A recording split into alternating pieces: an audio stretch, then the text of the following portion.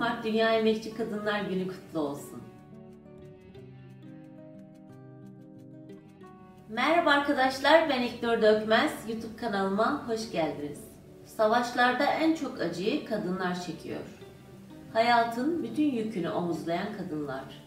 Maalesef bunun karşılığında şiddet, öldürülme, aşağılanma ve her türlü baskıya maruz kalıyor. Çok uzatmak istemiyorum. Biz kadınlar sustukça, dayatılan bu yaşamı kabul ettikçe kaderimiz asla değişmeyecek. Elimizde olan kaderi değiştirmek için mücadele etmekten başka şansımız olmayacak. Birlik, dayanışma, savaşın olmadığı, barışın hakim olduğu yaşanılır bir dünya umuduyla tüm Emekçi Kadınlar Günü'nü kutluyorum.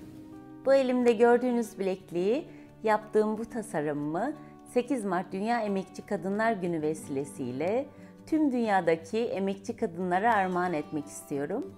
Şimdi yapım aşamasına geçebiliriz. Beni izlediğiniz için hepinize teşekkür ederim. YouTube kanalıma abone olmayı unutmayın. Videolarımı beğenip paylaşabilirsiniz. Ayrıca videolarımdan anında haberdar olmak için zile basıp bildirimleri açmayı unutmayın. Bir dahaki videoda görüşmek üzere. Sevgiyle kalın. Hoşça kalın. Bu elimde gördüğünüz bileziğin adı Kadın Sonatı. Bu bileziği 8 Mart Dünya Emekçi Kadınlar Günü'ne yaptım. Bütün kadınlara armağan ediyorum. Umarım sizler de beğenirsiniz. Ayrıca Kadın Sonatı adlı bilezikte kullandığım klapsta Claps Garden'dan gelen bir kapama. Gerçekten çok uyumlu oldu.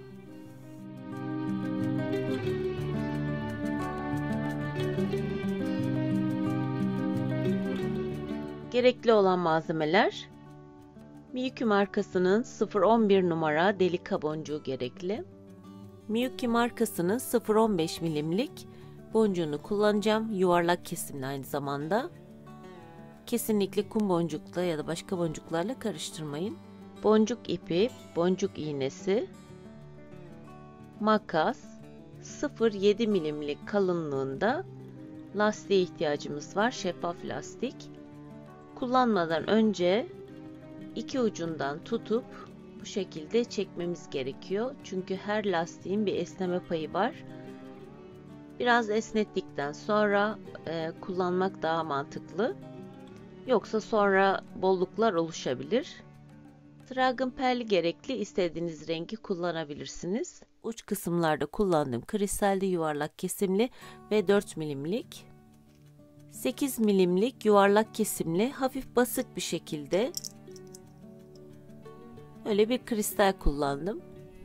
Yapıştırıcı olarak da E6000 ya da Hasulit marka kullanabilirsiniz.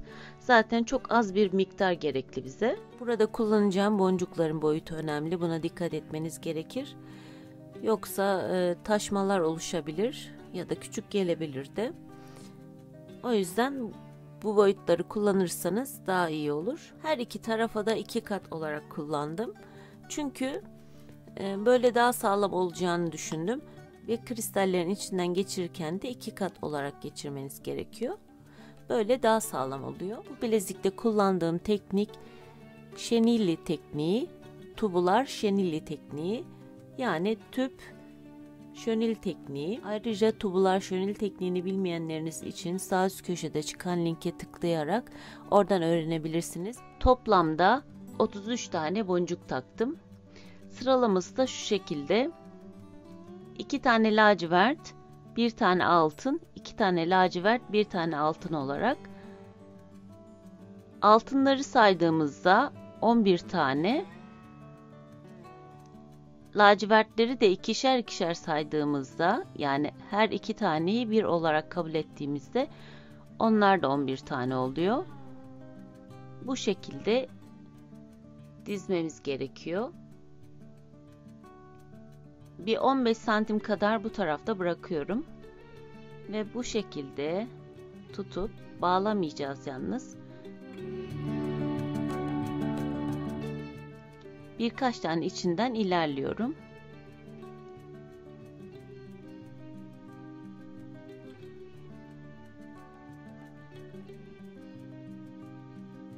Çok fazla gitmemize de gerek yok. Sarı boncuktan çıkıyorum.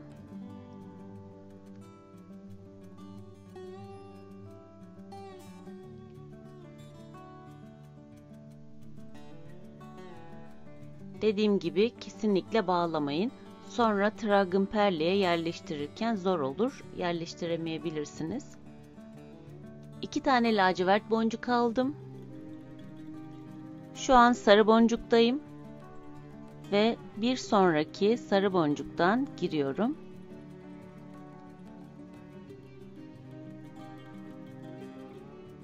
Yani lacivertler üst üste gelmiş oluyor. Tekrar 2 tane lacivert boncuk aldım. Sarı boncuktayım ve bir sonraki sarı boncuktan geçiyorum. İlk önce bol olabilir, sorun değil, sonra zaten sıkılaşacak. Tekrar 2 tane lacivert boncuk alıyorum. Sarı boncuktayım ve bir sonraki sarıdan yine giriyorum. Bu işlem çok kolay, hep aynı. Sonuna kadar bu şekilde ilerleyeceğiz. Tekrar 2 tane boncuk aldım. Burada bir üst sıraya geçmem gerekiyor. En sonuncu boncuğu eklemiş olacağım. Burada sarıdayız. Ve bir sonraki sarıdan giriyorum. Bir üst sıraya geçmek için de lacivertin içinden de geçeceğim. Sadece bir tanesinden. Tam orta kısmından çıktım. Gördüğünüz gibi. Ve bir tane sarı boncuk aldım. Orta kısmına yerleştiriyorum. Yani bir sonraki maviye girdim. Ve bir öndeki, yani öbür sıranın mavisinden de çıktım. 2 tane maviden aynı anda geçiyorum.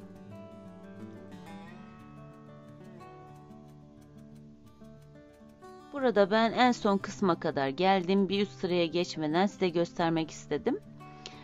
2 tane tekrar boncuk aldım. Ve yine sarıdayız. Bir sonraki sarıdan gireceğim. Ve bir üst sıraya geçmek için de önündeki mavi boncuktan geçmem gerekiyor. Sadece bir tanesinden. Bu şekilde. Ve şimdi bir üst sıraya geçmiş olduk. Bu sefer sarı boncuk alıyorum bir tane. Maviden giriyorum. Ve hemen öndeki maviden de geçiyorum. 2 tane maviden girmiş oldum. Bu şekilde. Tekrar bir tane sarı boncuk aldım. Şu an mavideyiz. Hemen orta kısma bunu yerleştireceğim. Maviden geçiyorum ve hemen bir öndeki maviden de aynı anda geçiyorum.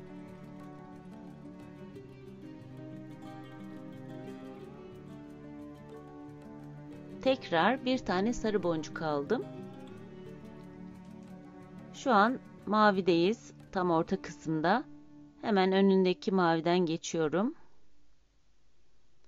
Ve bir sonraki maviden de aynı anda geçmiş oluyorum. Aslında işlem çok kolay gerçekten. Bir seferinde sarı boncuk alıyoruz bir tane. Bir seferinde de 2 tane mavi boncuk alıyoruz. Bir tane sarı boncuk aldım. Şimdi ortadayım. Hemen önündeki maviden geçiyorum. Ve bir sonraki maviden de geçiyorum aynı anda. Yani sarıyla işimiz yok, alttaki sarıyla. Üstüne bu şekilde yapacağım. Ve bu şekilde sonuna kadar devam ediyorum. En son kısmı da size göstereceğim, bir sonraki sıraya nasıl atlandığını. Şimdi şu an sonuncu sarıdayız. Burada yapmamız gereken bir tane tekrar sarı boncuk alıyoruz. Buradan maviden geçiyoruz ve bir sonraki maviden de giriyorum. Ama bir üst sıraya geçmemiz gerekiyor burada. O yüzden sarı boncuktan da geçeceğim. Ve geçtikten sonra bir üst sıraya geçmiş oluyoruz. Her zaman bu şekilde devam edeceğiz. 2 tane lacivert boncuk alacağım. Bu sırada da iki sarının arasına her zaman öyle düşünün. 2 tane lacivert yerleştireceğiz ve bir sonraki sarıdan geçiyorum. Tekrar 2 tane lacivert boncuk aldım ve bir sonraki sarıdan geçeceğim. Bu şekilde sırayı tamamlayacağız. Ve burada sonuncu lacivert boncukları yerleştireceğim. Tekrar 2 tane lacivert boncuk aldım. Buradan ve sarıdan geçiyorum. Bir üst sıraya geçmek için yapmamız gereken, şu şekilde göstereyim. Şimdi burada bol olduğu için belki biraz değişik gelecek size. Bir üst sıraya geçmemiz için lacivert boncuktan da geçiyorum. Bir tanesinden.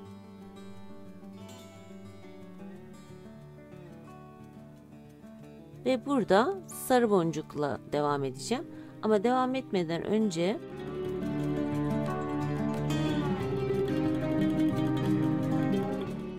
burada yapmamız gereken trabzan perleyi bu şekilde geçirmemiz gerekiyor ve ipi böyle germemiz gerekiyor. Çünkü sonra zorlaşacak ipi çektikçe.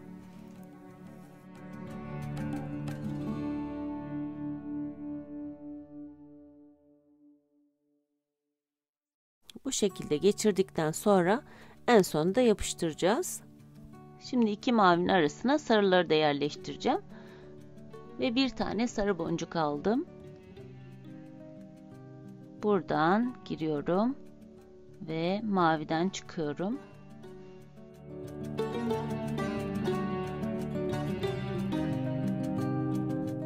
Tekrar bir tane sarı boncuk aldım. Şu an mavideyiz. Ve hemen yanındaki maviden giriyorum. Ve bir sonraki maviden de geçiyorum. Bu şekilde. İşlem dediğim gibi hep aynı gidiyor. Bir sıra sarı, bir sıra lacivert boncuk yerleştireceğiz. Tekrar sarı boncuk aldım. 2 lacivert boncuğun arasına yerleştiriyorum. Ve bir sonraki lacivertten çıkıyorum. Bu şekilde devam edeceğiz. Sarı boncukları verev olarak saydığımızda, yani yanlamasına 1, 2, 3 ve 4 sıra olmuş. Sarı boncuklardan 4 sıra buraya yaptık. Ama burada bir sıra daha gitmemiz gerekiyor. Ve buraya da bir iğne takıp sarı boncukları buradan devam etmemiz gerekiyor. Ama burada bu ipi sonlandırmamız lazım. Ya da aralardan karşıya da geçebilirsiniz. Yalnız düğüm atmayacağız. Çünkü çirkin bir görüntü olur. O yüzden aralardan boncukların arasından dolaşmamız gerekiyor. Bu şekilde aşağı yukarı gittiğimiz zaman otomatikmen kilitlenmiş oluyor ip. Yani düğüm olmuş oluyor.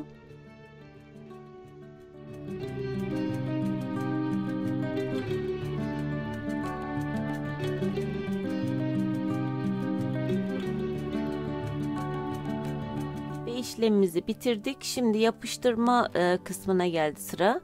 Şu şekilde yaptığımız zaman zaten hafif kayıyor. Tam çıkartmayın. Size tavsiyem. Ve bir kürdan yardımıyla ya da iğne yardımıyla da olabilir. Çünkü çok az bir miktarda almamız gerekiyor.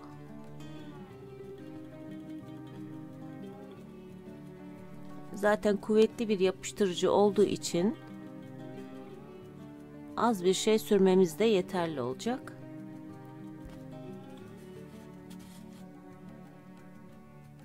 Kesinlikle çok sürmeyin, size tavsiye ediyorum. Şöyle ortaya kadar çekiyorum ve çok az bir miktarda süreceğim. Sadece şöyle ortasına tutması için. Bunu da böyle hafif yayabiliriz. Size şöyle göstereyim.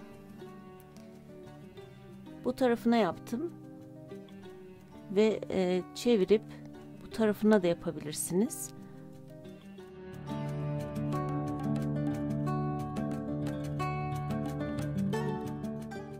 Yoksa işinize yapıştırıcı sürmüş olursunuz. İsterseniz bunu çıkartıp yapın, isterseniz de sonradan. İsterseniz az bir şey 1-2 dakika bekleyebilirsiniz kurumasını. Kuruduktan sonra geçirip şu şekilde ittirdiğimizde orta kısma gelecek. Yani yapıştırıcı gözükmeyecek. Olur da gözükürse hemen o kenarlardan silin. Çünkü çok sürmemeniz gerekiyor. Gördüğünüz gibi bu şekilde kurumaya bırakmanız lazım.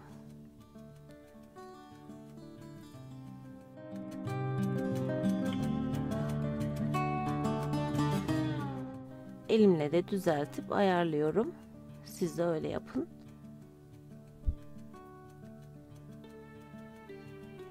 Bakabilirsiniz, gayet temiz, muntazam oldu.